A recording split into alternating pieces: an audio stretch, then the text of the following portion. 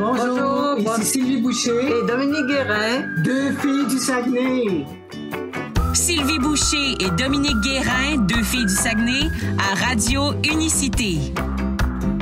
Bienvenue à tout le monde. Ça va, ma dodo? Ah oui, ça va super bien. Ben merci à tout le monde d'être là. Aujourd'hui, on a une petite émission encore très spéciale. On a plein de choses à dire. Mais ça va, oui, ça va. Mais tu sais, je pense que comme tout le monde un peu ces temps-ci, il y a toutes sortes de symptômes qui nous arrivent. Ah, mon Dieu!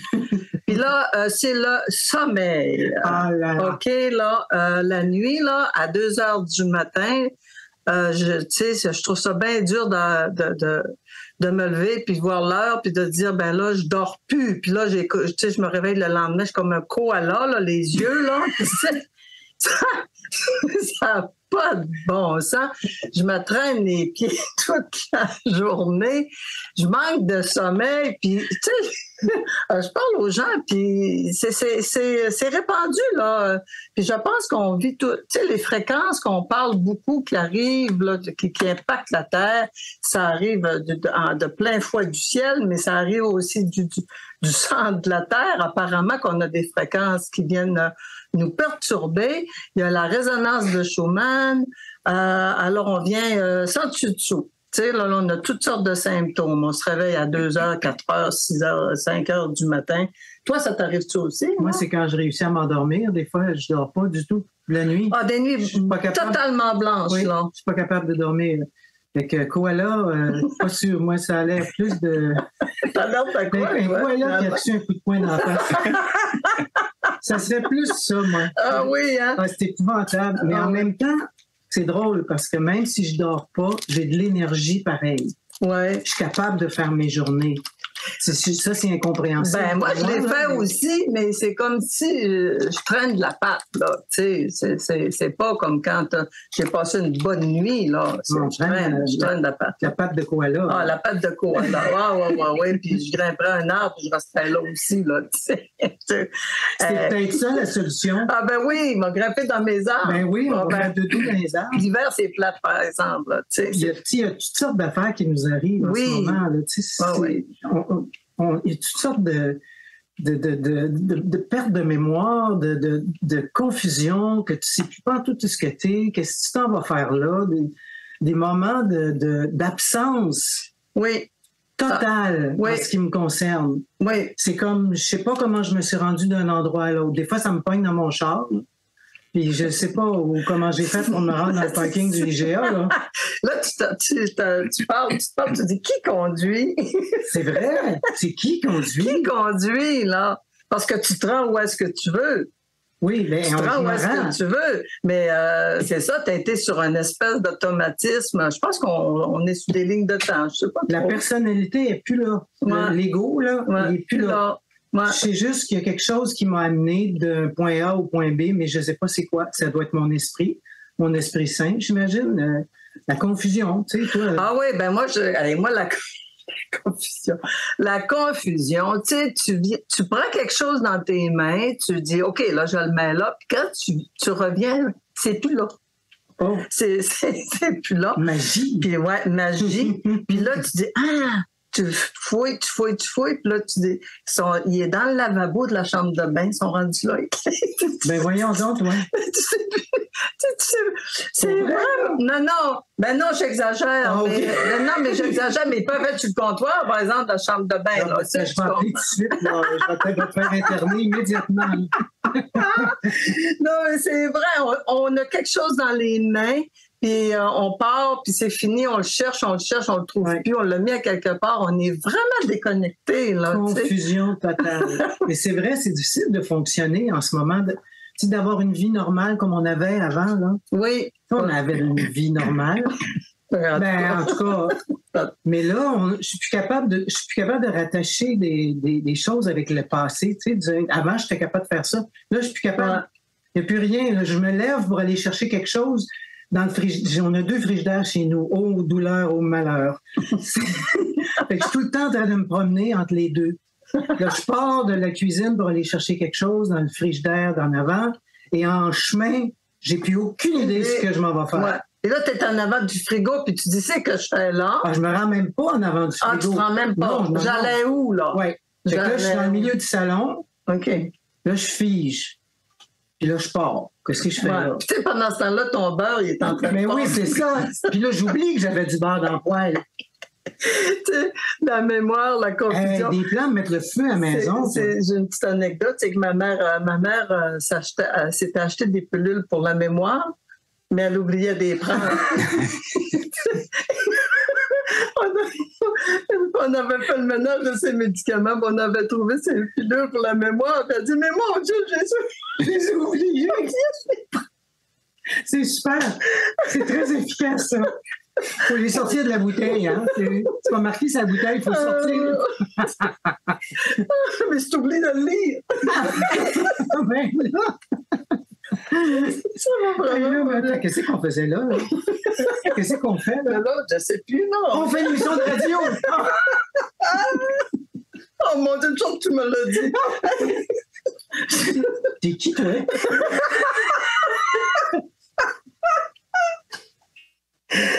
Je me présente, c'est Benji. Ah oui, parce que je me souviens plus de mon nom.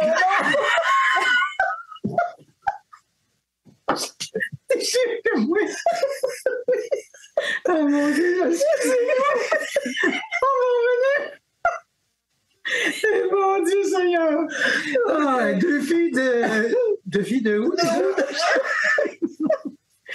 Oh, OK, on était rendu où? Fatigue extrême?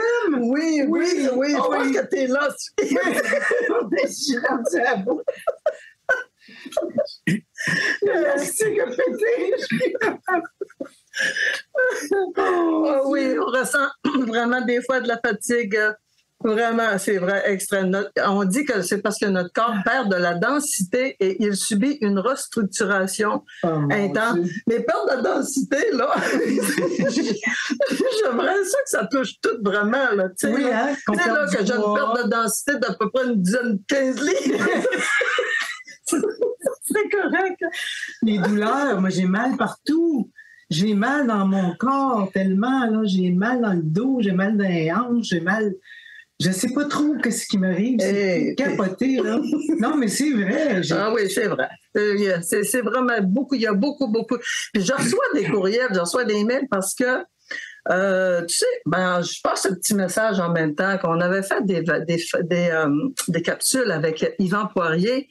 On a fait des capsules sur les symptômes. Puis les gens que ça intéresse, allez-y. Vous allez sur YouTube et vous écrivez Yvan Poirier, symptômes. Et vous allez voir, il y a plusieurs capsules intéressantes. Puis Yvan donne la signification un peu de tout ce qui se passe actuellement. Puis qu'est-ce qui est relié exactement aussi des fois à ces mots-là, tu sais? Tout à fait. En fait, il y a juste une solution à tout ça, les symptômes, c'est l'accueil. En tout cas, c'est ce qu'Yvan se tue à nous dire constamment, accueillir ce qui est là, de ne pas essayer de résister. Ouais. De pas essayer de trouver des solutions avec le mental. Ah ouais, mais là, je vais faire ça, telle affaire, puis essayer de prendre le contrôle de ce qui se passe, ça ne marchera pas. On résiste, plus on résiste, plus ça va faire mal. Oui, parce que souvent, c'est lié à des déblocages, tu sais, à des défragmentations qu'on est en train d'éliminer pour justement que la lumière passe. Alors, souvent, ça nous bloque, puis c'est comme tu dis, il faut être dans l'accueil des choses, il faut être dans l'accueil, puis ça passe. Ça finit par passer à un moment donné. Oui, tout finit par passer. Il n'y a rien qui dure pour toujours, il n'y a rien qui dure pour l'éternité.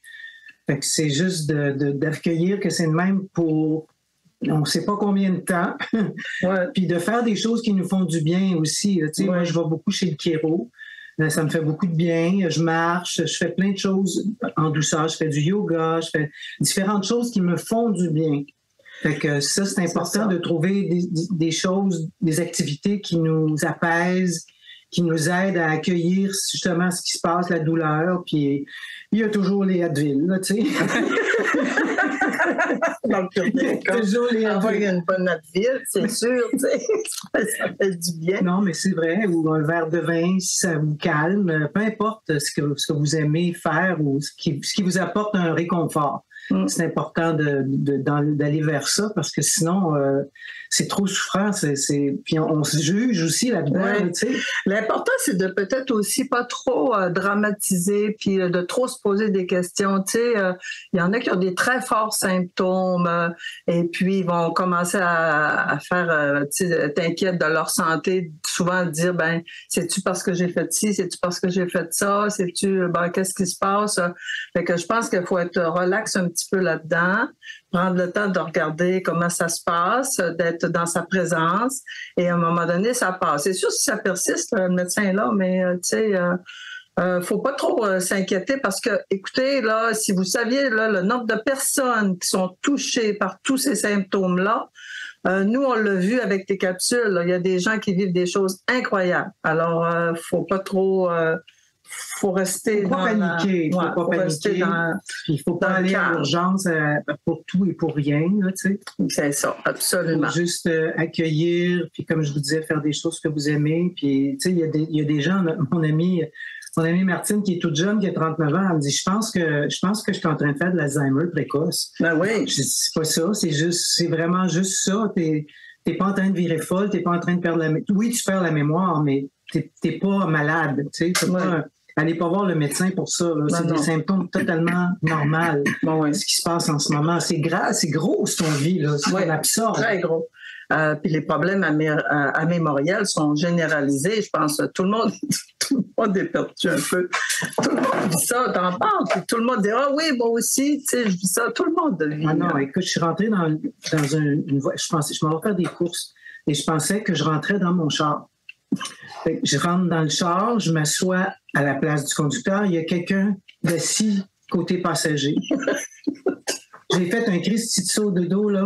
J'ai hurlé. La personne, elle me regarde, elle dit, qu'est-ce que vous faites là? Je la regarde, puis vous, qu'est-ce que vous faites là? Elle dit, c'est parce que vous n'êtes pas dans votre char, madame. Je suis pas dans mon char! Puis, ça, c'est quand même une bonne. J'étais pas dans mon char! J'étais sûre que j'étais dans mon char. Il était comme similaire au mien, mais pas tout à fait pareil. Non, je suis pas sûre, tu n'aurais pas consulté. J'ai dit à la madame, qu'est-ce que vous faites là? En plus, tu es en train de vouloir la sortir. Mais oui, elle a dit, vous n'êtes pas dans votre chambre, madame. Oh, excusez. J'ai pogné mon sac. J'avais un sac d'épicerie. T'as-tu assis en arrière?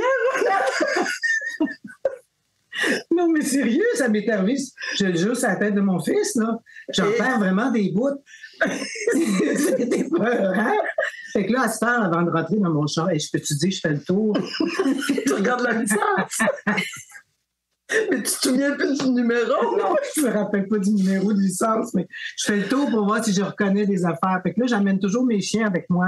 Comme ça, mais si c'est un char avec 2 chiens, c'est parce que c'est à moi. Sinon, tu rentres pas. Alors, comme vous voyez, il y a des fois, il faut quand même s'inquiéter un peu. Oui, mais en même temps, qu'est-ce que tu veux que je fasse? Je peux pas changer quoi que ce soit à la situation. Fait que j'ai finalement fini par rire avec la madame parce que c'était vraiment très cocasse. Oui, mais ça c'est une bonne. Là. C'est une bonne... Oui. Ouais. Ça, c'est pas pire. Hein? Oui, celle-là est quand même assez forte. Là, je t'avoue là, que... Je sais pas. Mais en tout cas, c'est vrai que tu l'as vécu profond. Oui, avant d'oublier, je voulais vous dire que les émissions de Filles du Saguenay, ils sont en rediffusion le soir même, le mercredi soir à 22h sur Radio Unicité, le dimanche matin à 9h sur Radio Unicité et en tout temps sur ma chaîne YouTube Sylvie Boucher ou sur la chaîne YouTube Deux Filles du Saguenay. Donc, vous avez le choix, là. Vous n'avez pas d'excuses de ne pas nous écouter, à moins que vous ne nous aimiez pas. Ben là, c'est dur, ça. Oui, hein? À moins que vous oubliez d'écouter. Oui, c'est ça. À moins qu'ils oublient d'écouter. Il y a aussi, Sylvie, j'aimerais préciser les textes des fois qu'on lit, sont aussi sur une plateforme que j'ai, une page web que j'ai qui s'appelle Agapez-vous. AGAPEZ-VOUS.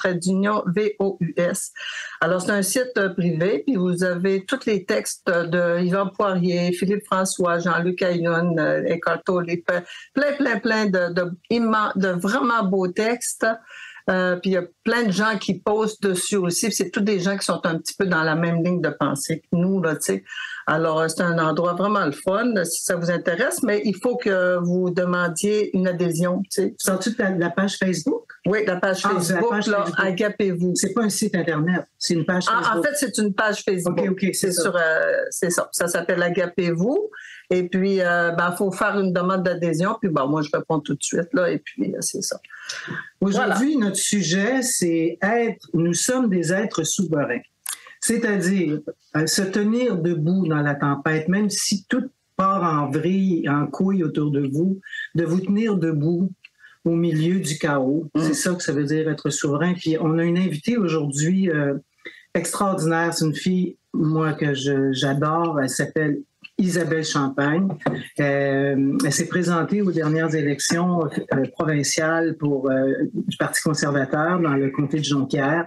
Évidemment, elle n'a pas été élue parce qu'il n'y en a aucun qui est rentré des conservateurs, mais c'est une fille qui a un resto aussi du coin, une fille au lac Kenogami. Elle et son mari, ils ont un resto, puis ils se sont tenus debout dans la tempête là, pendant la pandémie. C'est incroyable ce qu'elle a raconté, tout ce qui sont passés à travers, puis ils sont restés debout, tout seuls, dans le milieu de la mer, avec la houle, puis tout ce que vous voulez. Mais c'est une fille avec un cœur immense, une fille extrêmement intelligente. Fait qu'on va la recevoir tantôt dans quelques minutes pour jaser avec elle. Et puis là, je pense que tu avais quelque chose à nous lire. Hein? En fait, c'est un petit, justement, sur le fait d'être souverain. C'est une source que j'ai prise, ça s'appelle Les mains de cristal. J'ai trouvé le texte très joli, fait que je vais vous le lire. L'être humain est un être souverain car il est en droit d'évoluer et de vivre en accord avec sa nature profonde. La liberté de l'être humain fait de lui le seul propriétaire de ses énergies et de son pouvoir personnel, sa dignité et sa légitimité. Personne n'est en droit de la lui prendre. Cela passe par le démantèlement de la structure de l'ego, la déprogrammation des peurs, le réajustement des croyances, la neutralisation des émotions négatives, l'extraction des conditionnements. C'est comme un reset de notre disque dur. C'est vrai que c'est ça qu'on est en train de faire. C'est un reset du disque dur. On libère nos structures inférieures en les nettoyant afin d'opérer à partir de notre cœur. Notre regard sur nous-mêmes change comme notre réalité extérieure. Nous rejoignons progressivement notre essence originelle en nous délestant de ce qui nous maintenait dans les basses fréquences, tout en récupérant d'autres parts de nous-mêmes que nous ignorions jusque-là. C'est un processus d'expansion de conscience. Notre souveraineté nous appartient. Mais oui, fait que là, on va aller en chanson avec les deux frères, avec la chanson « On a mis de la lumière » et de l'autre côté, on reçoit notre invitée, Isabelle Champagne. Restez là. À tout à l'heure. On a le cœur moins gros, on a baissé les armes. On a fait ce qu'il faut pour que revienne le calme. On a mis de la lumière sur nos différends. Au fond, on savait bien que ça passerait avec le temps. On en a fait du chemin, toi puis moi depuis le temps. On avait de la misère à vivre de bons moments. On se pognait pour un rien, se parlait sans s'écouter. On s'entendait juste ben assis devant télé. Il était vraiment le temps que ça change. Il manquait d'espoir dans nos silences. On a le cœur moins gros, on a baissé les armes.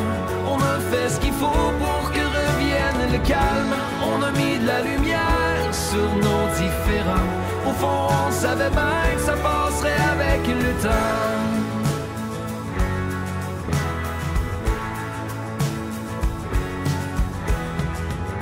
On s'est pas laissé de chance, on était impatients. Dans notre manque de présence, on était dans le champ. Maintenant que ça va bien, nos différences sont devenues le lien de notre alliance. Il était vraiment le temps que ça change. Il y avait trop de colère dans nos silences. On a le cœur moins gros, on a baissé les armes. On a fait ce qu'il faut pour que revienne le calme. On a mis de la lumière sur nos différends. Au fond, on savait bien que ça passerait avec le temps. avec le temps. On retourne plus en arrière, l'avenir est plus brillant. Ensemble on a fait le choix de garder ça vivant. On a le cœur moins gros, on a baissé les armes. On a fait ce qu'il faut pour que revienne le calme. On a mis de la lumière sur nos différends. Au fond, on savait bien que ça passerait avec le temps. On a le cœur moins gros.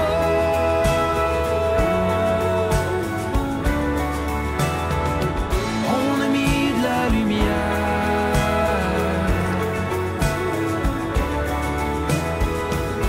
On a le cœur moins gros.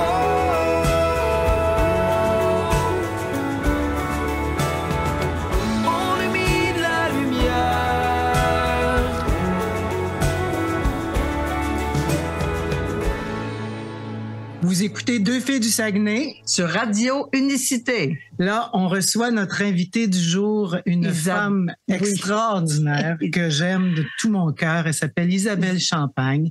Elle s'est présentée aux dernières élections provinciales pour le Parti conservateur dans le comté de Jonquière. Évidemment, elle n'a pas gagné, comme on le sait très bien. Mais cette femme-là a aussi un restaurant au lac Kenogami qui s'appelle Les Trois Crinqués avec son mari. Et eux autres ils ont goûté là, aux mesures disciplinaires, les mesures sanitaires. En tout cas, il n'y a rien qui leur est pas arrivé. Puis elle est ici pour parler justement de ça et comment ils sont restés souverains dans cette espèce de tempête. Ils sont restés droites, là. Ils ont vraiment là navigué à travers la houle, puis ils s'en sont sortis presque indemnes. Ça leur a en tout cas pratiquement pas coûté trop cher de contraventions parce qu'ils en ont eu quelques-unes. Mais ceci dit, je vous la présente, Isabelle Champagne. Allô, ma chérie, comment ça va? Bonjour, ça va bien? Vous deux aussi? Ah oui, Isabelle, je suis vraiment contente. On s'est vu à quelques reprises, toi et moi, et je suis vraiment contente de voir que tu as accepté de venir témoigner de ce que vous avez vécu parce que tu es avec ton conjoint aussi dans toute cette histoire. C'est des affaires de famille aussi quand on parle, quand tu t'es présentée candidate. Donc, parle-nous de ça. Comment est-ce que toi, là, tu as vécu tout ça?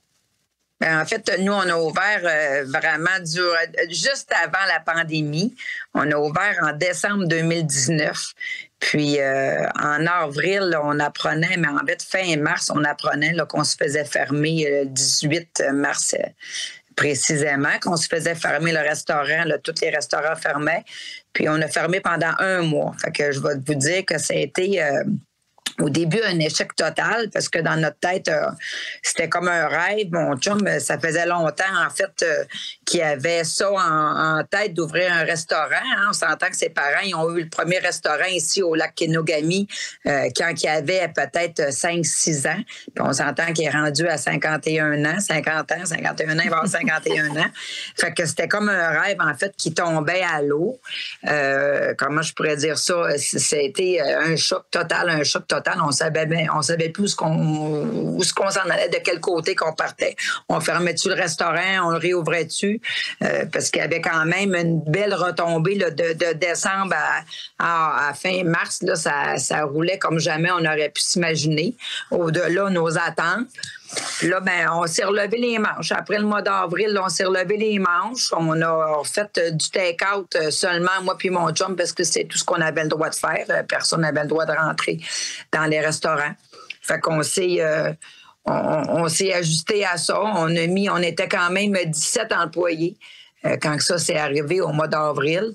C'est une petite entreprise, mais pour une petite ville comme le lac Kenogami, c'est quand même assez gros. Le monde ne s'attendait pas à ce que ça prenne un mouvement comme ça, le restaurant. Puis là, on s'est levé les manches, on a fait du take-out toutes les deux. Ça allait super bien. Écoute, on réussissait là, vraiment là, à payer puis à toutes nos affaires, là, nos frais fixes qu'on appelle là, pendant les mois qu'on était fermés.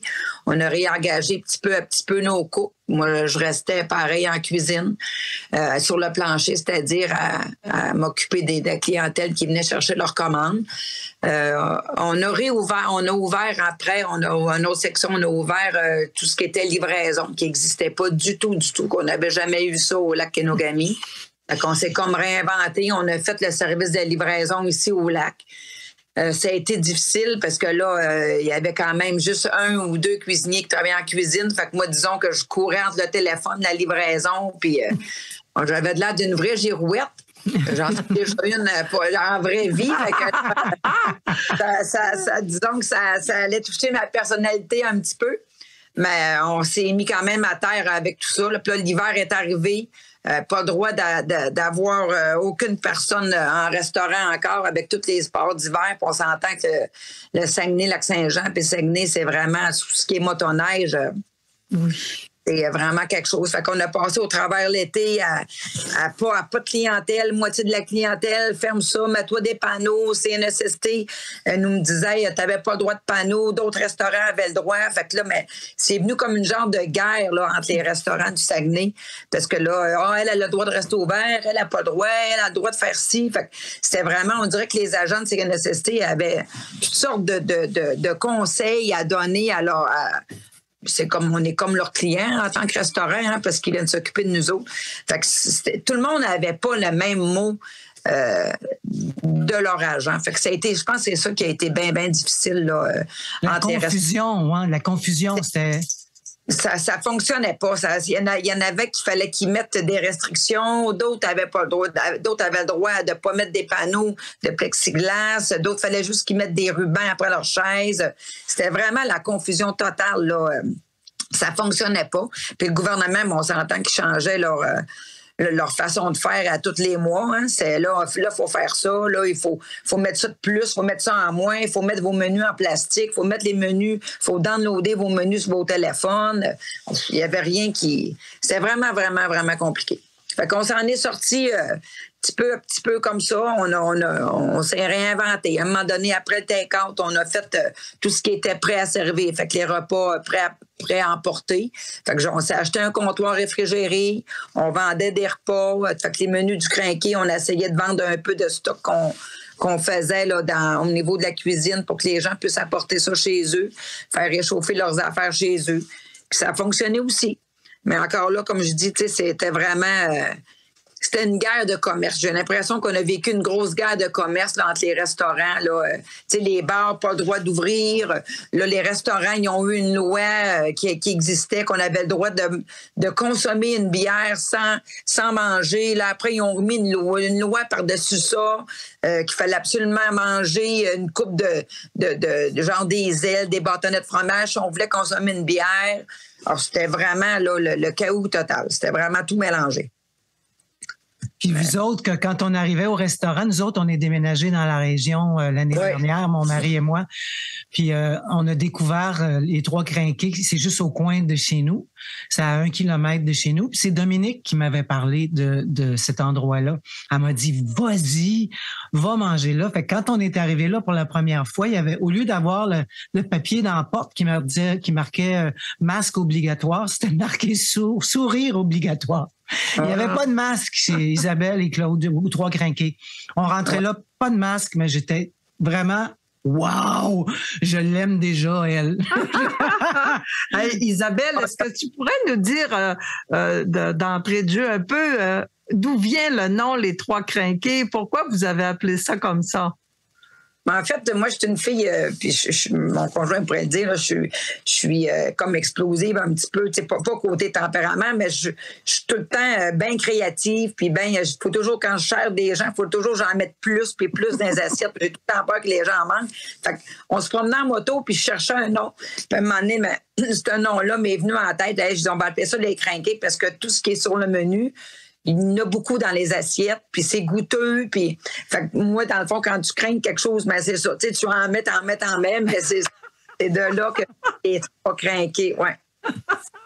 Parle-nous un peu de les policiers qui arrivaient à tout bout de champ parce qu'on n'était pas masqués, puis parce qu'il fallait que, tu sais, quand la passe, le pass, est arrivé. Le code QR. Le code QR est arrivé, puis toi, tu voulais pas pantoute demander ça à ta clientèle. Parle-nous de ça un petit peu. Non, c'est ça. Moi, en fait, tu sais, on s'entend que c'est complètement illégal. Hein? On s'entend que c'est illégal d'avoir exigé ça des restaurants. Fait que moi, d'exiger, dans ma tête à moi, d'exiger le pass ou le masque à quelqu'un,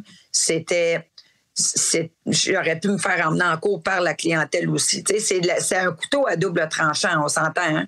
Puis moi, mais j'ai tout le temps été vive et laissé vivre. Fait que c'était déjà hors dans la tête à mon chum, c'était insensé d'exiger ça aux gens. Fait que nous, on a fait comme bon nous semblait. Fait que j'invitais les gens, en fait, j'invitais pas. Les gens rentraient, puis moi, j'avais mon masque, en fait, j'avais pas mon masque. Fait que quand les gens rentraient, ils me disaient ça, on n'est pas obligé de mettre un masque, mais là, j'ai dit, moi, je suis pas là pour t'obliger à faire ce que tu veux. Pas ou si tu veux le mettre. Fait que si tu veux le mettre, tu le mets. Si tu veux pas le mettre, tu le mets pas. Puis c'est aussi simple que ça. Quand tu demandes à une clientèle, le client t'arrive et dit mais moi, je me suis fait vacciner 1 fois, 2 fois, 3 fois. Tu sais que son passe automatiquement. Fait que toi, je lui demanderais son passe. Je suis pas innocente, là. Et puis tout le monde, c'est comme ça. Là. J'ai même parlé, notre affaire a été à Riche des alcools parce qu'on a eu une suspension de 6 jours.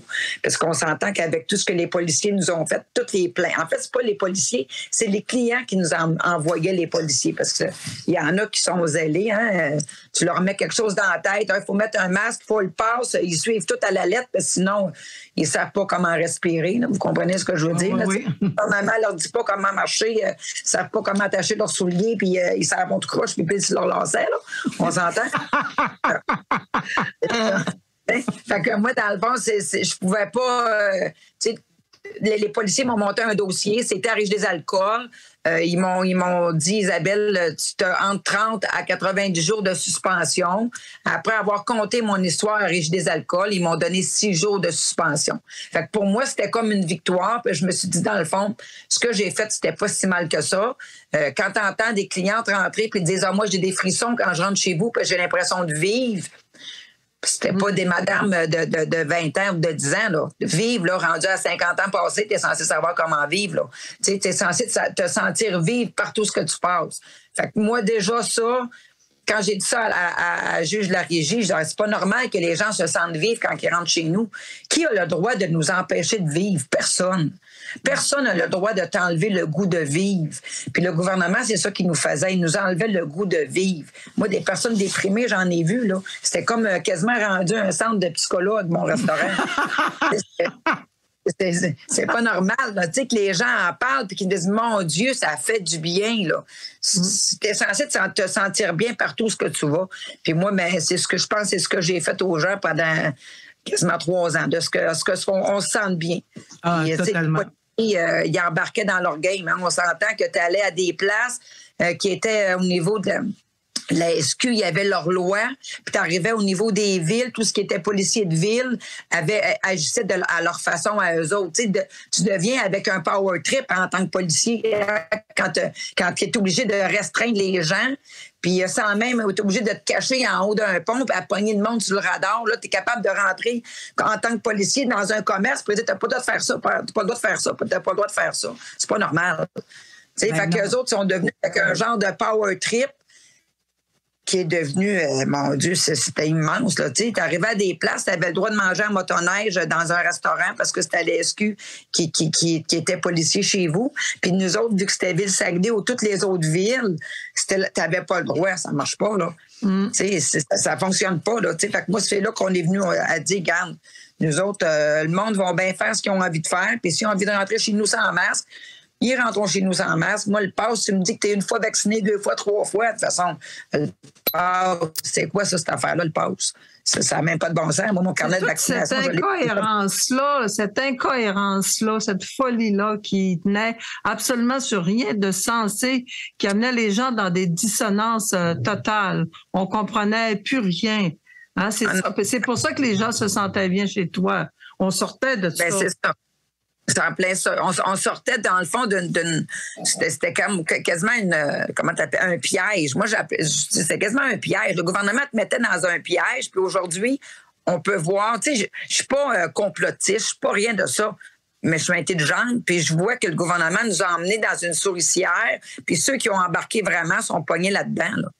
Puis ils peuvent plus sortir de là parce que ça fait 3 ans qu'ils disent aux gens « Ah oui, c'est ça, c'est ça, c'est ça ». Puis ils essaient de sortir de ta façon de penser ou de dire aux gens « En fin de compte, je me suis peut-être trompé. » Perdre la face, c'est pas le fun. Là. Tu sais, fait que... Je pense qu'il y a des gens qui sont venus pendant des années. T'sais, j'ai même une autre restauratrice qui m'a appelé hier, là, puis elle a eu les mêmes contraventions que moi. Elle en a eu 4, elle. T'sais, moi, à part de la suspension de 6 jours, j'ai 3 contraventions que je plaide non coupable. Là. C'est 1558 $ par contravention parce qu'il y a des gens qui ont fait des plaintes. Mais la plupart de ces gens-là se retrouvaient dans un garage ou allaient dans toute leur famille, puis ils se rejoignaient tous ensemble. Mais ils réussissaient à nous faire des plaintes chez nous, tu sais. Ça n'a même pas de bon sens, là. Fait que je me bats contre ça. On se met les deux ensemble, puis on va essayer d'aller en cours les deux ensemble, parce que on a les mêmes convictions. Puis, tu sais, on est 2 restauratrices du Saguenay qui s'est tenues, puis on va continuer à se tenir jusqu'à la fin, là. C'est pas fini encore, là. Ah non? Non, c'est pas fini, là. J'attends mes 3, ce que la Cour va me dire pour mes 3 tickets de 1558 $. Oui, c'est ça. Que tu vas plaider quoi? Comment tu plaides ça? Non coupable. Je suis coupable de quoi? Moi, j'ai pas tué personne. Non, tu as fait du bien à tout le monde au Lac Quéneau et à Jonquière parce que tu étais la seule qui fonctionnait sans masque puis que tu étais sans passe. Puis, tu sais, je veux dire, moi, nous autres, on allait manger là régulièrement parce que c'était il y avait rien. Nous autres, on n'avait pas nos passes, fait qu'on pouvait rentrer nulle part, mon mari et moi. Ça. Mais Dominique aussi, pareil. On allait là parce que on était accueillis à bras ouverts. Mais tu sais, tu te dis, quelqu'un qui va chercher à manger chez vous puis qui te fait une plainte en sortant, là, qu'est-ce qui se passe dans la tête de quelqu'un de même? Il est complètement déconnecté de j'ai pas le droit j'ai pas le droit de dire ce que je pense, là, mais c'est ça. C'est la plupart du temps, c'est exactement ce qui se passait. Là. La plupart du temps, c'est des personnes qui venaient en take-out. Ceux qui venaient manger, là, ouais. Et les autres, ils venaient en take-out, ils voyaient les gens se promener, certains avec des masques, certains pas de masque. Ils savent pas, eux autres, comme j'ai dit à la juge de la Régie des alcools, ils savent pas si ça fait, s'ils viennent à tous les jours. Fait qu'ils savent pas si moi, je le sais qu'ils ont un pass ou pas de pass, ou peu importe. T'es censé, en plus, un coup vacciné, t'es censé être immunisé. Là. Fait que t'es pas censé avoir peur, là. Fait que c'est pourquoi tu fais une plainte en tant que personne qui vient chercher du take-out quand tu vois ce qui se passe. Je me suis fait sacrer après par des clients. Je me suis fait quasiment envoyer promener. Il y a une dame en particulier, là, elle venait chercher, elle passait sa commande au téléphone, puis elle attendait dehors dans son char. Elle dit « Ah non, moi, mais voyons, t'as peur de quoi? Tu vas au Costco, tu vas au Walmart, tu vas partout. Tu vas partout dans ces endroits-là, parce que tout le monde touche à tout. Tu vas chercher de la bouffe, le monde sont là, puis ils tâtent le poulet, tâtent le pain, puis tu amènes ça chez vous, là. C'est vrai, en plus. T'entends? Mais oui, c'est totalement ridicule. Moi, c'est quand tu avais dit, ou le policier qui était venu pour te dire, il faut que tu demandes le pass, puis tu lui as dit, non, moi, j'ai pas le temps de faire ça. Moi, je suis restaurateur, j'ai pas à faire ça. Mais ma job, c'est de servir les clients. Mais si tu veux, par exemple, me payer un gars dehors qui va demander les passes à ma place, il n'y a pas de problème. Vas-y, bienvenue. Mais tu avais dit, moi, je ne payerais pas pour engager un gars à la porte pour te demander les passes. Fait que si toi, ça te tente, vas-y, fais-les. C'est ça. Oui, j'ai dit, garde, paye-moi un garde d'homme là en avant. Moi, j'en ai rien à foutre à cirer de ça. Moi, je peux pas me mettre un policier. Moi, je suis restauratrice, je ne suis pas policière, là. C'est même pas dans ma job de faire ça. Fait que tu me demandes encore d'en mettre et d'en mettre et d'en mettre. Puis combien de clients que j'aurais pu perdre en étant nouveau dans un petit village comme le lac Kenogami, de dire au monde, oh non, toi, tu sais, la plupart, c'est mes amis, là. Oh non, je m'excuse, tu peux pas rentrer, t'as pas ton passe. Hey, ce serait de base. Ça n'a même pas de bon sens, là. Ça n'a même pas de bon sens. Fait que je mettais ma business en jeu à cause des décisions du gouvernement qui, aujourd'hui, quand ils entendent parler, disent « Ah, en fin de compte, c'était peut-être pas si nécessaire que ça, un passe vaccinal. » Ça n'a pas de bon sens. Ça n'a pas de bon sens. Quand tu les entends parler aujourd'hui, puis ils disent ça n'a pas servi à grand-chose parce qu'un coup, le vaccin, tu peux avoir 3 doses, 4 doses, 5 doses, tu peux être malade aussi. Non? La plupart des personnes qui se trouvent dans les hôpitaux aujourd'hui, c'est des personnes vaccinées. Je n'ai pas mon vaccin, moi. Puis je suis pas allée à l'hôpital une fois. J'ai 4 enfants. Sur mes 4, j'en ai 3 qui sont vaccinés. Puis ils ont attrapé la COVID. Toutes mes 3 filles, c'est sans arrêt. Là. Ils sont vaccinés à 3 doses. Ça n'a même pas de bon sens. Là. Ça n'a pas de bon sens. Mais c'est pour tout ça. C'est pour toutes ces raisons-là que moi, c'est ça. C'est pas que je le disais. Je disais, non, ici, t'es pas obligé. Mais moi, je laisse libre choix, puis c'est tout. C'est comme ça. Tout à fait. Puis c'est grâce à ça que tu es encore là, puis que les gens sont. Le restaurant Les Trois Crinqués, ça roule vraiment super bien. C'est toujours plein de monde. L'été, c'est plein de motos. L'hiver, c'est plein de motoneige parce qu'il y a beaucoup de... Ils sont sur la piste de motoneige du lac Kenogami. Fait que tout le monde arrête là. Le parking est tout le temps plein. Ça roule à la planche. C'est vraiment... Mais il y a une chance que tu t'es tenu debout. Sinon, tu aurais probablement fermé comme tous les autres restaurateurs. Il y a plein de restaurants fermés à Jonquière. C'est débile, là. La rue Saint-Dominique, qui était la rue où tout le monde sortait. Il n'y a plus rien. Il n'y a plus rien. La rue qui a eu 700 000 du gouvernement pour rejeunir, comment tu dis ça? Revitaliser. Rajeunir la rue, puis qui ont fait 0. Ça m'assomme. Ils ont eu ça le 22, au mois de juin de cette année, 700 000 pour faire une belle rue, puis ils ont fait 0. Elle est allée où, cet argent-là? Ils vont faire quoi avec ça? Là? C'est au municipal, C'est au municipal ou au provincial? Au municipal. Provincial, on ne peut pas rien faire. C'est le municipal qui a eu ça. Fait qu'on va voir. Tu sais, moi, c'est toutes des affaires de même, moi, qui me... Tu sais, je les vois se faire fermer ou les commerces qui sont fermés lundi, mardi, mercredi, et jeudi, vendredi, samedi. Les gens ont perdu l'habitude d'aller dans des restaurants. De toute façon, c'est rendu un luxe, aller dans les restaurants avec ce temps-là. Les gens, leur mentalité a changé. C'est rendu vraiment un luxe. Un restaurant, là, d'aller là en famille ou même en couple, c'est complètement ridicule. Les prix des choses ont augmenté. Il y a une affaire épouvantable en 3 ans. On dirait que la COVID a donné... c'est épouvantable. Épouvantable. Et il n'y a pas de main-d'œuvre. C'est ça, il y a bien des places qui ferment. Ils n'ont pas de serveurs. As-tu de la misère à te trouver des gens, toi? Ben, je vais te dire, le gouvernement, ce qu'ils disent, c'est qu'ils disent aller engager à l'étranger. Savez-vous comment ça coûte faire venir un étranger venir travailler chez nous? 10 000 Hein? Ça coûte 10 000 parce que l'étranger, il faut que tu le loges.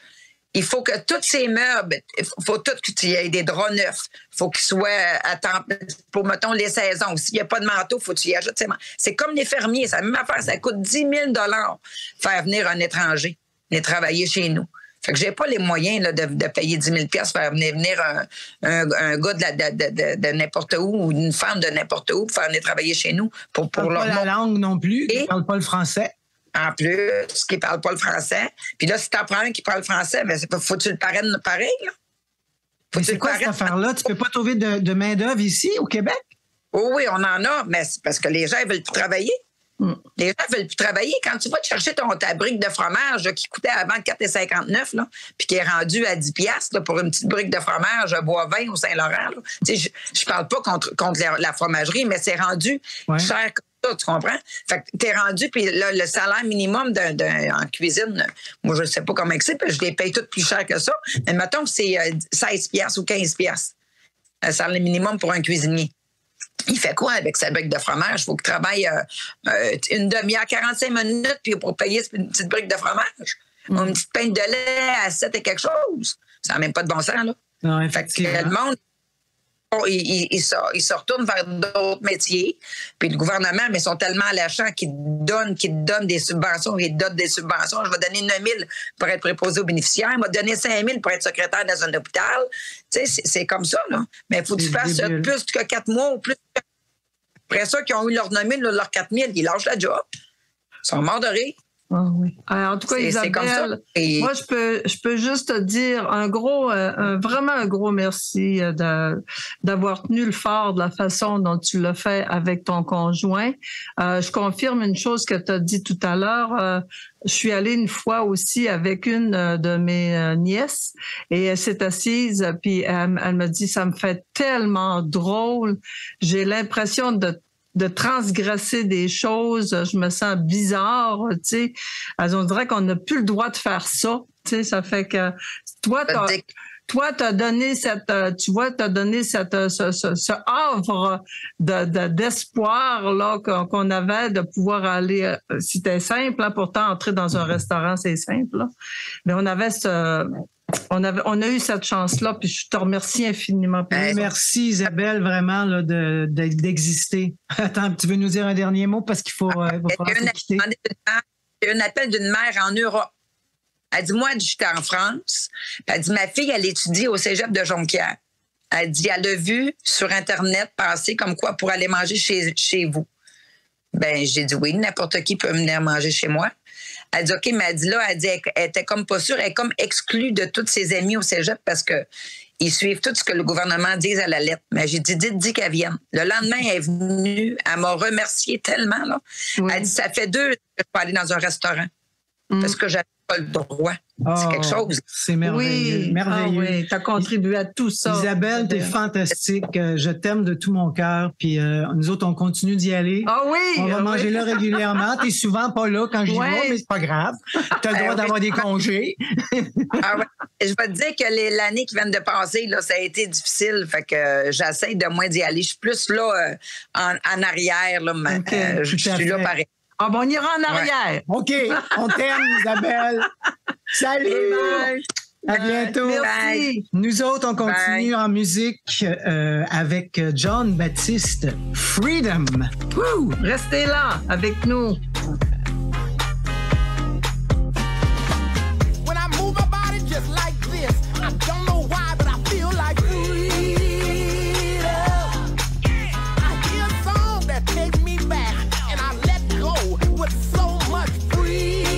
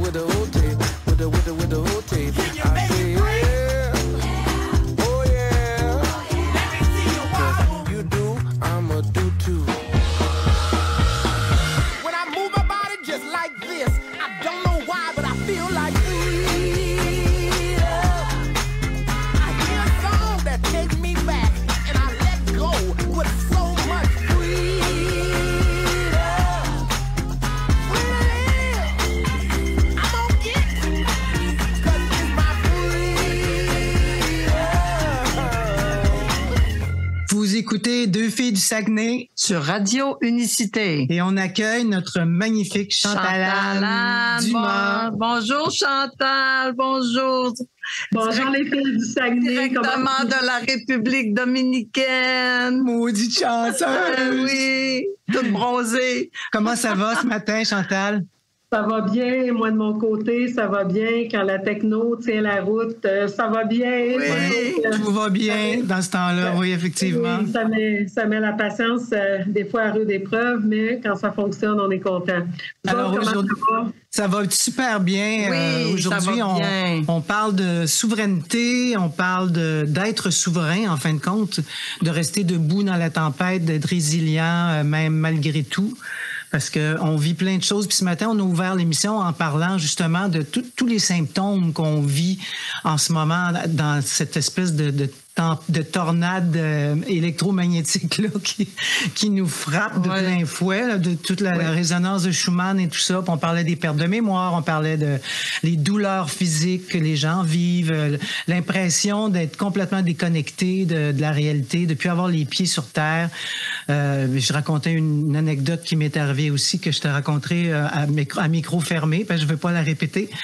Fait que c'était ça aujourd'hui le sujet, tu sais. Puis on parlait aussi de lâcher prise, d'accueillir ce qui se passe plutôt que de résister à ce qui est. Oui. Donc, je sais pas toi si tu as des petites choses à dire là-dessus sur l'accueil, sur le... Oui, parce que Chantal Anne, avec ce qu'elle a vécu... Oui, dans son année 9. Oui, dans son année 9. L'accueil, je pense que c'est quelque chose qui est intégré en toi, Chantal, hein? Absolument, là. Oui, c'est intégré. Je dirais pas que c'est naturel, là. C'est sûr que moi, je suis une fille avec un petit peu plus de fougue qui a tendance à être plus... combative que dans la réceptivité et l'accueil. Donc, c'est vraiment un aspect de ma polarité féminine que j'ai pas eu le choix, en fait, de développer dans la dernière année particulièrement. Donc, j'ai parlé un peu de mon parcours dans la première émission qu'on a fait, dont la thématique était le chaos. Et je pense que c'est un très bon choix de sujet qu'on a aujourd'hui qui fait suite justement au chaos et qui fait suite ensuite à cette question de suivre notre cœur plutôt que notre raison. Et je pense que c'est important de mentionner parce que qui donne cette impression souvent de perdre pied dans l'adversité ou dans ces changements de vie qu'on n'attendait pas ou de nos trajectoires. Ou, bon, pour plusieurs personnes, on le sait, dans les dernières années, il y a eu des séparations, il y a eu des séparations familiales, il y a eu, bon, évidemment, des décès, des rejets qu'on a vécus dans notre vie professionnelle ou à différents niveaux. Donc, toutes des choses qui viennent nous perturber, qui peuvent accentuer cette impression de chaos, cette impression de perdre pied dans l'adversité, de ne plus être en contrôle de notre vie. Et le stress, c'est justement ça en réalité, c'est cette impression de ne pas avoir le contrôle sur notre destin. Il y a des études intéressantes comme celle de Whitehall qui est souvent mentionnée en anthropologie.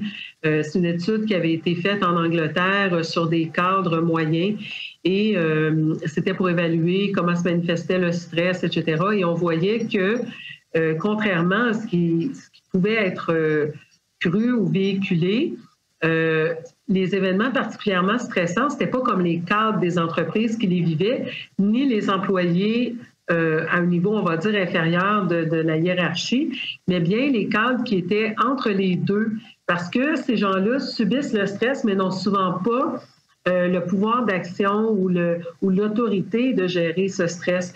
Et donc, c'est un petit peu ça qui se passe dans nos vies. C'est Anne Cellier, qui est le chercheur donc, québécois, qui a élaboré cette théorie du stress, qui est donc la réaction de lutte ou de fuite face à des événements, mais est ensuite arrivé Henri Laborit, qui lui parlait plutôt d'inhibition de l'action. Et on se rend compte que c'est justement dans ces situations où on ne peut pas ni lutter, ni prendre la fuite, qu'on va avoir beaucoup de symptômes physiques, psychologiques, etc., qui vont se manifester parce qu'on est dans cet état d'inhibition de l'action. Donc, notre corps, notre cerveau perçoivent un stress important autour de nous. Donc, les hormones de stress sont relâchées, adrénaline, cortisol, mais malheureusement, elles n'ont pas d'exutoire parce qu'on ne lutte pas et on ne prend pas fuite, on reste là, pogné dans une situation de laquelle on se sent victime. Et c'est donc souvent là que le corps va être pris avec ces messages d'hormones de stress et qui ne saura pas quoi faire avec. Et là, effectivement, ça peut entraîner des pertes de mémoire, une panoplie de symptômes physiques allant de l'insomnie à la prise de poids, aux dérèglements hormonaux. Le stress est vraiment le fléau de notre vie moderne. Et évidemment, quand arrivent des événements comme la pandémie qu'on vit depuis presque 3 ans, c'est ça on est en plein dedans. Mais je pense que dans la première émission, j'ai parlé justement de ma trajectoire, puis que ça demande au niveau du lâcher-prise, puis de se ramener dans le moment présent. Et je pense aussi qu'on doit aller vers cette pensée qui, pour moi, est comme l'évidence, c'est que le chaos n'existe pas. Quand on a l'impression, en fait, que le chaos dans notre vie, c'est un processus d'organisation qui est à l'œuvre. C'est juste qu'on manque de perspective. Au moment où on le vit, ça ressemble au chaos, mais il y a quelque chose qui est en train de se mettre en place. C'est un peu comme quand on fait le grand ménage. Si quelqu'un rentre en plein milieu de notre grand ménage dans la maison, qui voit des seaux d'eau, des choses sorties des garde-robes et tout ça, ça a l'air du chaos. Mais nous qui sommes en train de faire le ménage, on sait que ça s'en va quelque part. Et éventuellement, quand on rentre et que le ménage est fait, que tout est remis en place... Comme on dit, l'ordre par le chaos. Oui, absolument. L'ordre par le chaos. Oui. Absolument. Et c'est un processus un petit peu inéluctable. C'est la même chose avec, par exemple, le poulet qui casse la coquille d'œuf pour émerger. Si tu regardes la coquille d'œuf, ça a l'air d'un chaos, mais on sait que c'est un processus vivant qui est en marche. Donc, le chaos, c'est vraiment une illusion causée par notre manque de perspective. Et à partir du moment où on accepte ça, au lieu de s'en aller puis de se faire balloter par le cyclone, il faut revenir au centre du cyclone. Et la façon de revenir au centre du cyclone, c'est vraiment de se rebrancher justement sur notre cœur. Et j'ai parlé dans la première émission de cohérence cardiaque parce que le réflexe naturel quand on vit un stress, c'est de bloquer la respiration. Et quand on bloque la respiration, ça envoie le message au cerveau qu'on est en situation de stress, donc de lutte ou de fuite. Et malheureusement, ça va déclencher nos hormones de stress. Alors, il y a toute une cascade de réactions de stress qui vont se mettre en place. Quand, inversement, on est capable de reprendre le contrôle sur notre respiration parce qu'on s'entraîne à tous les jours à faire des exercices de cohérence cardiaque, eh bien, ça va faire qu'on va réharmoniser la respiration avec nos ondes cérébrales et on va être capable de se calmer. Donc, ça est un très bon moyen. Il y en a d'autres. Il y a des gens qui pratiquent la méditation en pleine conscience. Il y en a qui vont aller prendre une marche. Il y en a qui vont jouer du violon. Peu importe.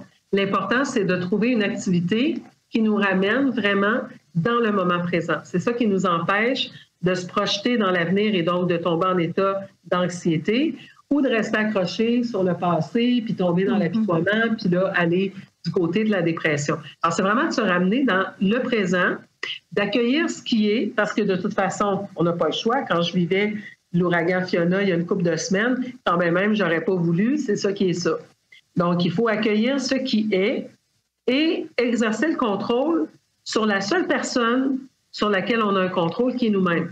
Oui. Et on l'exerce via, par exemple, des exercices de respiration ou de pleine conscience, mais ce qui va nous permettre de nous ramener dans le moment présent. Parce que ramener dans le moment présent, on peut s'ancrer.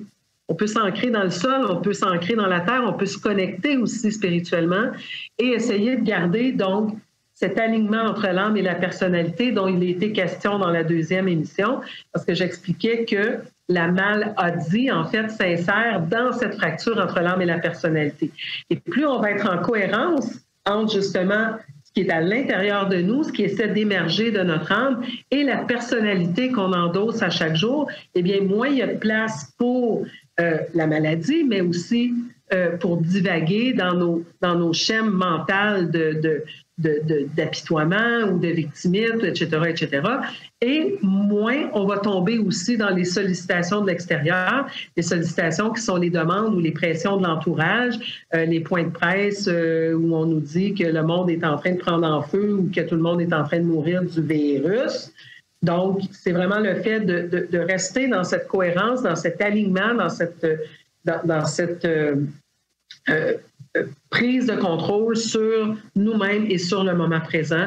C'est ça qui va nous permettre justement de rester souverains à travers le chaos et à travers tout ce qui nous semble venir nous déphaser, qui est en réalité habituellement juste des événements qui viennent nous permettre de retrouver notre alignement. Souvent, c'est qu'on était perdu parce que justement, on a mené notre vie par notre personnalité, par notre raison, et ces événements qui ont l'apparence du chaos viennent déconstruire cela pour nous permettre de nous reconstruire à partir de notre âme, à partir de notre cœur. Donc, c'est tout positif. C'est sûr qu'au moment où on le vit, des fois, ça demande de la résilience, du lâcher-prise, quand même pas mal de force intérieure, mais c'est tout positif en bout de ligne. Ça peut être une forme de fuite, de la perte de mémoire, la perte de complètement disparaître pendant quelques secondes, de plus être là? Ça peut-tu...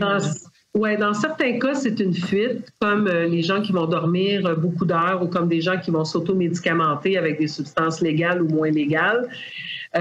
C'est pas toujours une fuite comme telle, mais c'est plus un mécanisme, une soupape que notre corps trouve, qui nous permet, quand les émotions, quand la charge, parce qu'il faut bien comprendre qu'une émotion, c'est une charge électrique, et c'est comme quand il y a une surcharge d'un de vos appareils, puis vous avez un ground dans le sol qui permet d'éliminer l'excès de courant, bien, c'est un peu comme ça. Alors des fois, le fait d'avoir une amnésie temporaire ou sur le plus long terme par rapport à certains événements, c'est aussi un moyen que le corps a trouvé ou que la personnalité a trouvé pour emmagasiner cette charge qui est excédente, qui ferait qu'on disjoncterait autrement. OK. Moi, ce que je retiens, Chantal, dans ce que tu dis aussi, c'est que c'est sûr qu'on peut être impacté par tout ce qui se passe actuellement au niveau planétaire, au niveau, tu sais, à tous les, tu sais, quand on parle des vibrations, quand on parle des fréquences. Mais ce qui est important aussi, c'est de faire une introspection quand on vit des choses. Une introspection à savoir justement si on vit une période de stress, avec tout ce que tu viens de nous expliquer, parce que si c'est le stress qui provoque ça, ben il y a d'autres moyens là à ce moment-là, c'est dans ce que tu nous dis là. Oui, tout à fait. L'introspection, oui, mais l'accueil encore plus. Oui, encore plus. Parce que on a tendance dans nos sociétés occidentales à vivre beaucoup dans le mental. Puis là, si on rentre dans l'introspection encore plus, on fait juste comme accentuer le déséquilibre de l'énergie vers le mental. Et là, bon, si on comprend un petit peu comment les chakras fonctionnent, ben, c'est comme si on envoie toute l'énergie dans les chakras supérieurs.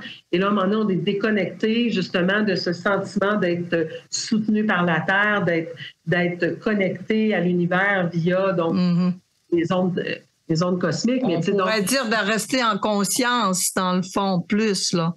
Rester en conscience, mais rester ce canal entre ciel et terre dont tous les arts martiaux nous parlent, vraiment cette capacité d'accueillir donc l'énergie, par exemple, cosmique, l'énergie solaire, et de la transmuter et de relâcher l'excédent via l'énergie tellurique de la Terre, mais aussi à l'inverse, de puiser notre force et notre ancrage dans l'énergie du sol. Et donc, c'est vraiment de se ramener dans ces pratiques physique pour ramener l'énergie vers le sol. Plus on tombe dans la panique, dans le mental, puis dans le charabia mental, bien, c'est de compenser en allant marcher, en allant s'ancrer, en allant faire les fameux câlins aux arbres, en s'imaginant des racines. Bien, on ridiculisait un petit peu les gens en les appelant les tree huggers et tout ça, mais il y a quelque chose là-dedans. Les Américains parlent de cette technique qu'on appelle le earthing, earth comme la terre, donc la connexion à la terre, parce que vraiment, comme je l'ai expliqué, on est des êtres électriques. Et donc, on a une polarité positive, négative. La polarité négative, c'est celle qui est ancrée avec le sol. Et donc, parce qu'on est toujours dans le mental, puis dans les projections, puis parce qu'on vit dans des villes bétonnées et qu'on n'est plus nécessairement en contact avec la terre, nu-pieds, tout ça, on est désancré, déraciné.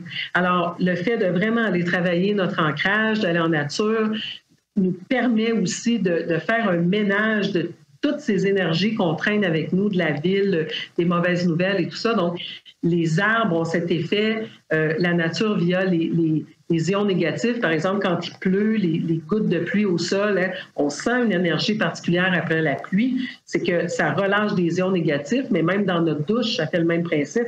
Le contact des gouttelettes avec le sol relâche des ions négatifs et ça a un effet calmant, un effet purifiant sur notre être, facilite le transport d'oxygène dans notre corps, etc. Donc, permet qu'on respire mieux. Si on respire mieux, on est plus calme. Donc, il y a des techniques comme ça très basiques.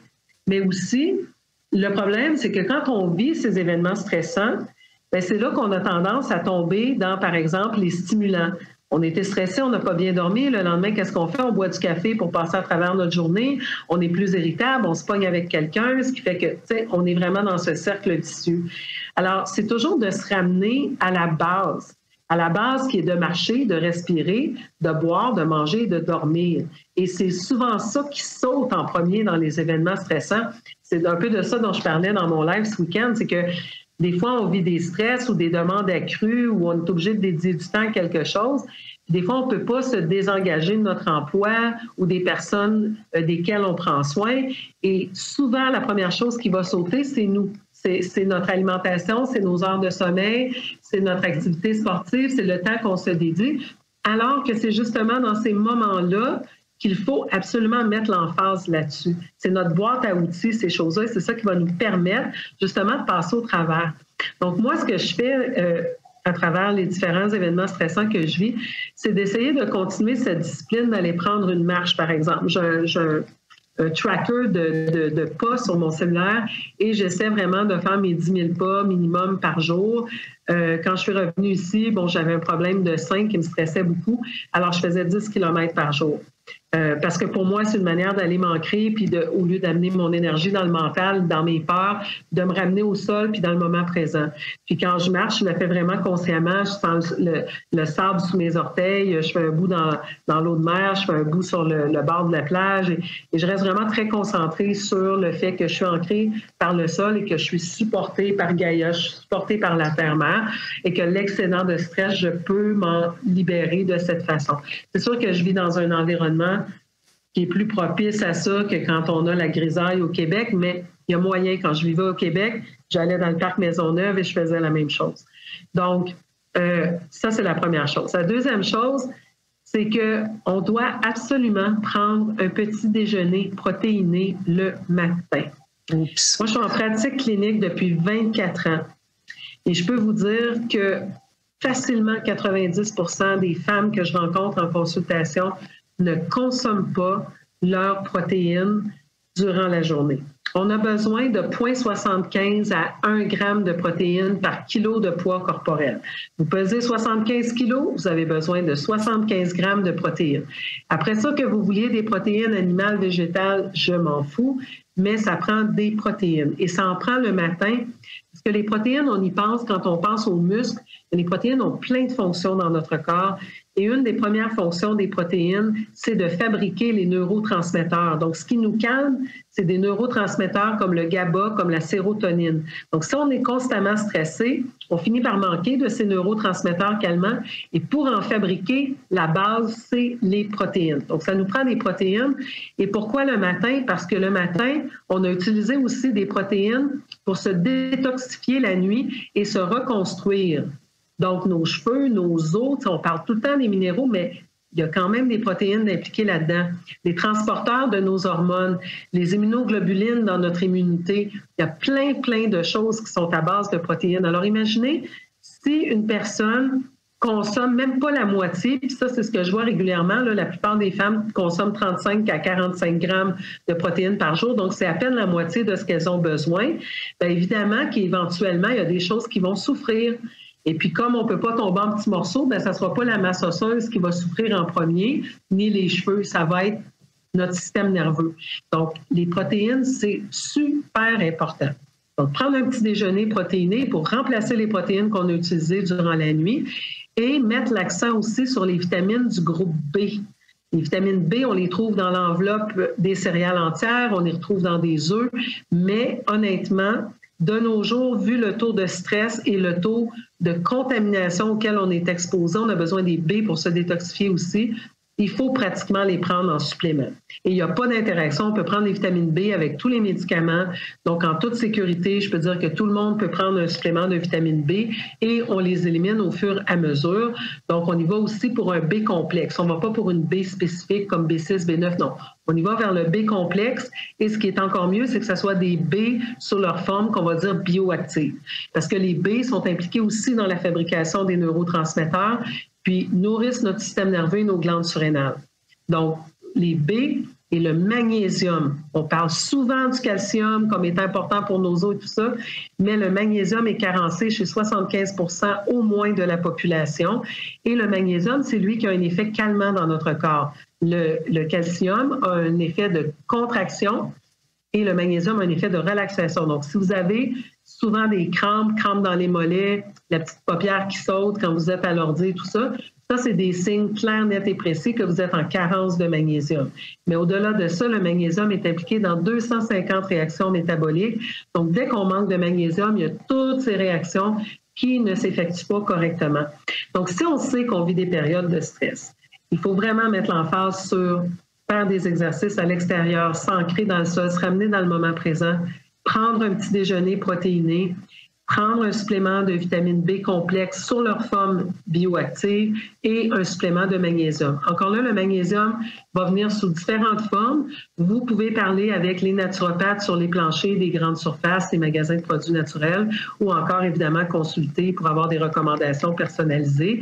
Mais de manière générale, ce sont des suppléments qui vont soutenir tout le monde qui vivent des périodes de stress ou qui ont vécu des périodes de stress. Wow, c'est fantastique, Chantal. C'est vraiment intéressant. Hey, j'aimerais vraiment, si on a le temps la prochaine fois, de parler de jeûne mitigé, parce que tu nous dis, c'est très important le déjeuner protéiné le matin, mais souvent dans un jeûne mitigé, les gens se retrouvent à manger juste au dîner. Alors, j'aimerais beaucoup qu'on parle de jeûne mitigé, si tu voulais, la semaine prochaine, Chantal. Ça va me faire plaisir. J'ai un point de vue qui n'est pas nécessairement populaire, mais j'ai un point de vue qui s'appuie sur la science et sur 24 ans de pratique clinique. On veut ton point de vue. On veut ton point de vue, Chantal, c'est important. Oui, ça ne prend pas le bonheur de tous les auditeurs et de toutes les auditrices. Ah, mais on aura une vérité quand même qui sera là. Parce que moi-même, je fais ça, le jeûne intermittent, parce que j'ai pas faim le matin, jamais. J'ai aucun appétit, je suis pas capable de rien manger. Fait que il faut d'ailleurs trouver pourquoi on n'a pas faim le matin. Voilà. C'est pas naturel de ne pas avoir faim le matin. J'ai aucun appétit. Mais toutes ces diètes-là, qu'on parle de ça, qu'on parle de la diète cétogène et tout ça, ce sont des diètes thérapeutiques qui ont une visée qui devrait être déterminée dans le temps. Alors maintenant, il faut voir c'est quoi la priorité. Tu sais, si quelqu'un vient me voir parce qu'elle est en période de stress, sa priorité, c'est pas la perte de poids en ce moment, c'est de rétablir les systèmes de support pour faire face au stress. Donc, c'est là où il faut faire des choix. Et des fois, les deux choses ne sont pas nécessairement compatibles. Donc, c'est vraiment pour ça aussi qu'il y a du cas par cas. Tu sais, ça, c'est la difficulté d'être naturopathe. Je passe mon temps à recevoir des demandes de gens qui vont dire « Hey, mais qu'est-ce que je peux prendre pour ça? » C'est pas comme ça. Ça dépend, non, c'est ça. Du cas par cas. Ouais. Vraiment cas par cas. Ouais. Hey, merci, Chantal. C'est vraiment extraordinaire de jaser avec toi. C'est formidable. On apprend tellement de choses et sur plusieurs plans. Oui. C'est ça qui est extraordinaire. Tu nous amènes sur plein d'avenues. C'est fantastique. Merci. Physique, énergétique, émotif. Oui. Wow. En fait, c'est la santé globale. Tu sais, t'es super. C'est vraiment merci de me donner l'opportunité de présenter tous ces outils, justement, parce que on vit dans une société où on a tendance à mettre les gens dans des petites boîtes avec des étiquettes. Et moi, j'ai de la difficulté à trouver une petite boîte pour moi. Je dis souvent, moi, je suis comme une pizza, là, je suis plus ronde que fait pour mettre dans une boîte carrée. Donc, c'est vraiment cool pour moi d'avoir l'opportunité, justement, de naviguer dans toutes ces différentes eaux de la santé. Écoutez, si vous voulez avoir une consultation avec Chantal-Anne Dumas, vous pouvez le faire à travers son site internet chantalannedumas.com. Anne, c'est pas A-N-N-E, hein, c'est Chantal A-N-N. Oui, A-N-N, ou tout simplement, si c'est plus facile à se rappeler, info@naturopathe.ca. m'envoyer un courriel et puis on va prendre ça par Oui, et on mettra le lien aussi sur notre page Deux filles du Saguenay. Notre page Facebook. Hey, merci Chantal-Anne, Merci encore à une vous. fois. Bonne semaine. Bonne On se parle la semaine prochaine. Oui, bye. Bye. Ouais. Alors, on vous revient de l'autre côté pour l'amour de la fin. On vous laisse avec la chanson I Can See Clearly Now. À tout à l'heure. I can see clearly now the rain is gone. I can see all obstacles in my way. Gone are the dark clouds that had me blind. It's gonna be a bright, bright, bright, sunshiny day.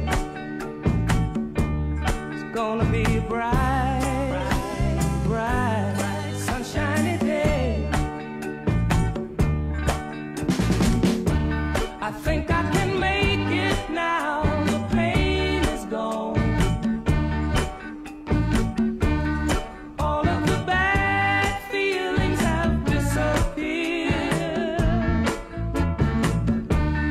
Here is that rainbow I've been praying for. It's gonna be a bright, bright, bright, sunshiny day. Look all around, there's nothing but blue sky. Look straight ahead, nothing but blue sky.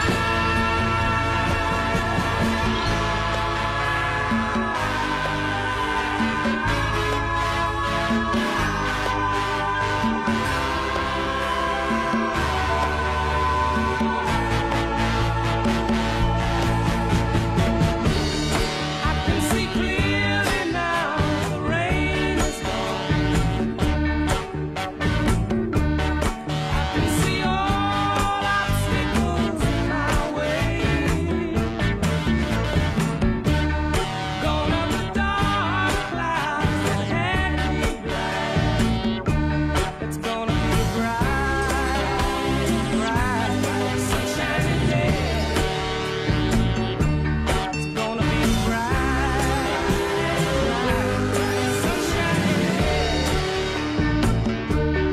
Gonna be a bright, bright, sunshiny day. Oh, what a bright, sunshiny day. Vous êtes à Deux filles du Saguenay. Sur Radio Unicité.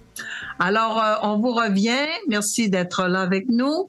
Et vous savez qu'en début d'émission, on a parlé de toutes sortes de symptômes qui nous arrivaient, de la confusion, des pertes de mémoire et tout ça.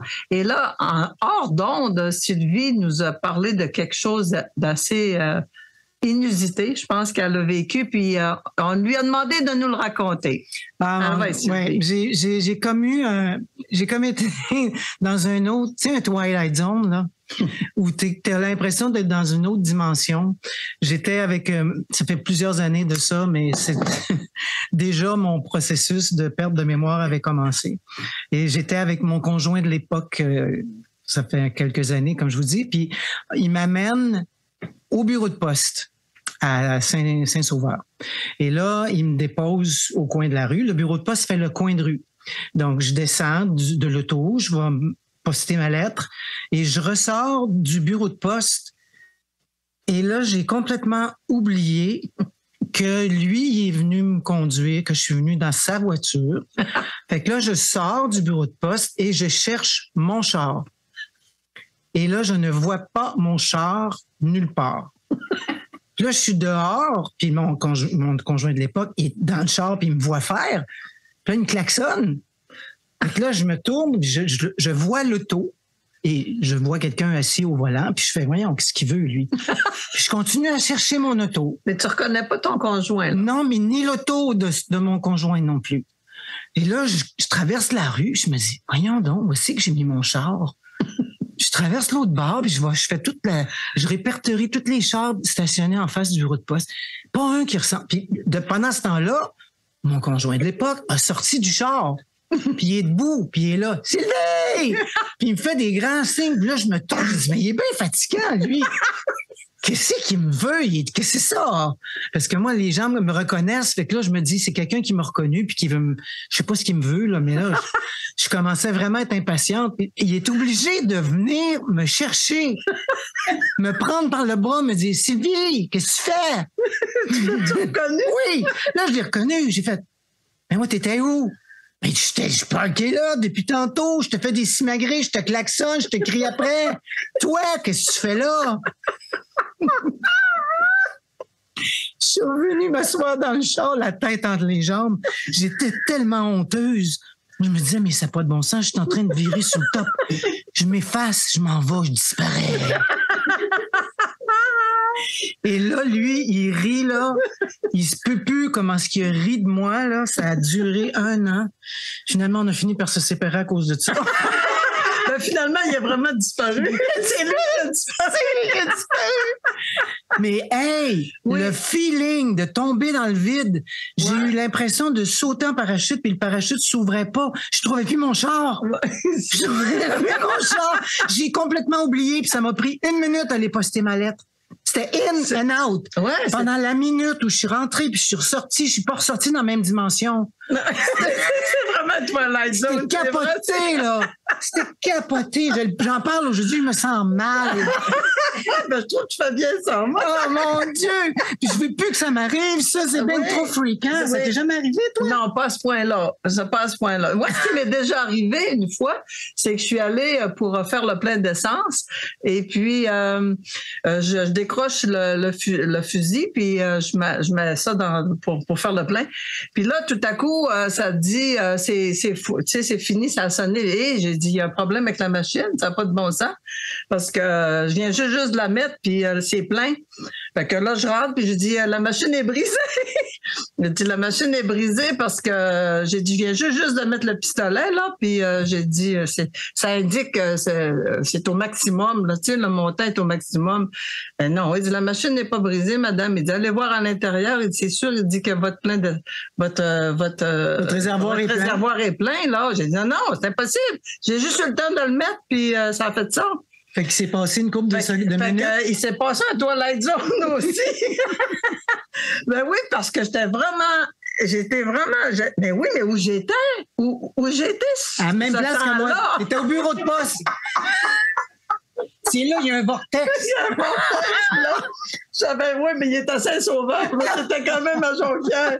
Mais écoute, c'est des situations vraiment cocasses là que t'es désorienté complètement. Hey, j'aimerais ça. Je sais que c'est spontané ce que je fais là, mais si ça vous tente de nous partager vos Twilight Zone comme ça, là, oui, non, mais c'est vrai, écrivez-nous sur Deux filles du Saguenay, la page Facebook. Oui. Racontez-nous vos histoires. Ouais. Puis s'il y en a des croustillantes, on les lira en nombre. Oui, parce que je suis certaine que je suis pas tout seul qui vit ça. Toi, tu le vis. Ouais. J'ai d'autres gens autour de moi qui le vivent aussi, mais c'est parce que des fois, on se dit, voyons, où est-ce qu'on va? Ouais. Pendant ça, ce petit laps de temps-là. Oui. Puis c'est vraiment court, là, parce que moi, c'était vraiment court. Là. Le temps de mettre ça, puis là, le réservoir est plein. Ça fait que j'ai dit, où est-ce que je suis allée? Je ne sais pas où est-ce qu'on va. Est-ce qu'il y a quelqu'un qui a la réponse? Ah, oui! Est-ce qu'il y a des auditeurs qui ont la réponse? Répondez-nous! On va où pendant ce temps-là? Ben oui, on va où pendant ce temps-là? Absolument. On arrive à notre conclusion, Sylvie. On va parler peut-être un petit texte sur la résilience. Je t'invite à le lire si tu veux. Oui, la résilience. La résilience est la capacité de faire face aux adversités de la vie, transformer la douleur en force motrice pour se surpasser et en sortir fortifiée. Une personne résiliente comprend qu'elle est l'architecte de sa propre joie et de son propre destin. C'est-tu beau, ça? C'est très beau. C'est pas mal ça que Isabelle Champagne a fait aussi dans toute sa saga avec son restaurant. Tu sais, elle était très résiliente. Oui, absolument, absolument. C'est se tenir debout dans une tempête comme ça. En plus, quand on pense à quel point ils ont été assaillis par tous ces lois-là, par tous ces règlements-là, qui sont souvent fous, qui sont souvent incroyables. Là. Tu sais, ça n'a pas d'intelligence, ça n'a rien. T'as beau essayer de comprendre, ton mental saute là, tu sais, parce que tu peux plus comprendre rien. Ils ont resté debout. Moi, je les admire aussi. Oui, puis dans la lucidité aussi, tu sais, ils sont pas laissés happer par toutes ces lois de malade mental qui n'avaient aucun sens, ni queue ni tête. Ah, toi, tu as le droit, toi, tu n'as pas le droit. Tu sais, c'est vraiment de créer une division aussi, c'est voulu. Tu sais, on parlait d'enracinement tantôt avec Chantal-Anne Dumas. Ben, tout est fait en ce moment pour nous déconnecter de la Terre, pour nous déraciner. Toutes les lois sont faites pour nous mettre dans une comment on appelle ça, cognitive, là, une dissonance cognitive, pour pas qu'on soit capable de se connecter à la Terre, pour qu'on soit constamment dans notre mental en train de virer puis de se dire ça n'a pas d'allure, ça n'a pas d'allure. Je peux être capable de penser par nous-mêmes puis de pas être capable d'attacher nos lacets de bottines. mais c'est ça pareil. Tout est fait pour nous déraciner en ce moment. Alors, l'idéal, c'est d'en prendre conscience et d'essayer de s'enraciner le plus possible. Comme disait Chantal-Anne tantôt, aller marcher. Danser, faites des choses qui vous enracinent à la terre. Se rencontrer entre amis, un bon repas entre amis, c'est tellement agréable aussi. Alors, il faut trouver des petits trucs. Tout à fait. Des trucs qui nous conviennent. Oui, exactement. La semaine prochaine, on reçoit Cindy Dufour. Hein? C'est une hypnologue. Une hypnologue. Oh mon Dieu, elle, c'est incroyable le travail qu'elle fait. Elle fait un travail, elle va vous donner des moyens justement de reconnecter avec vous-même, avec qui vous êtes, parce que la plupart des gens, ce qu'elle me confiait, c'est qu'elle a beaucoup de gens en cabinet qu'elle reçoit, des jeunes enfants comme des adultes qui sont pris dans des phobies. Qui viennent justement de la pandémie, de toute cette folie-là, les gens sont en dissonance totale, ils ont peur des autres, ils ont peur des virus, ils ont peur de se mettre en contact, ils ont peur on n'est plus masqué maintenant, les enfants ont peur. Ils ont peur parce qu'on n'a plus de masque. Fait que elle va nous raconter un peu ce qu'elle vit avec et comment elle solutionne, parce qu'elle réussit à solutionner beaucoup de problèmes. Oui, à aider les gens. C'est incroyable. Bon. Donc, on va la recevoir en interview la semaine prochaine. Puis la semaine prochaine, le sujet, c'est la seule constance dans l'univers est le changement. Et tout le monde essaie de l'éviter. Ouais. On n'aime pas ça. On n'aime pas ça changer. Changement. C'est pas le fun. Mais en même temps, on n'a pas le choix.